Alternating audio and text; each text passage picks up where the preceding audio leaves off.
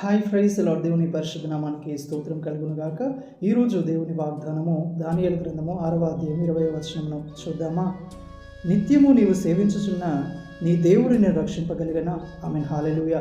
చూడండి, ఇక్కడ మనం చూసినట్లయితే సింహాల బోన్లో ఉన్న దానియేలుతో రాజు మాట్లాడుతున్నాడు. ఏంటంటే, నీవు ఏ దేవుని యందైతే భయభక్తి కలిగి నిరంతరము ఆయనను సేవిస్తూ ఆయన యందు నమ్మకం ఉంచి జీవించావో ఆ దేవుడు నిన్ను రక్షించగలిగినా అని రాజు సింహాల గుహలో ఉన్న దానియేలుతో మాట్లాడుతున్నప్పుడు దానియేలు అంటున్నాడు, రాజు చిరంజీవి అవునుగాక, నేను నిత్యము సేవించుచున్న నా దేవుడు నన్ను రక్షించాడు, తన దూతను పంపి రక్షించాడని ఆయన మాట్లాడుతున్నాడు.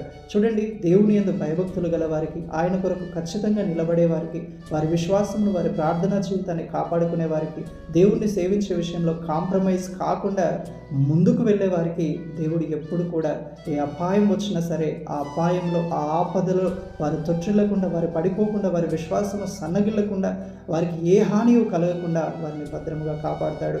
చూడండి, మొర్దెకై చేసిన మంచి పనిని బట్టి రాజుకు నిద్ర పట్టకుండా దేవుడు చేశాడు. దానియేలు సింహాల బోన్లో వేయబడినప్పుడు రాజుకు నిద్ర పట్టలేదు.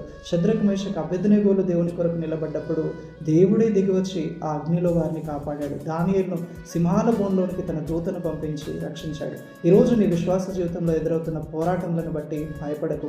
నీ విశ్వాసము, నీ ప్రార్థనా జీవితము రాజులను మార్చబోతుంది, ప్రజలను మార్చబోతుంది, అనేకుల హృదయాలను దేవుని వైపు త్రిప్పబోతుంది. ప్రభువుటి కృప మనందరికీ దయచేయునుగాక.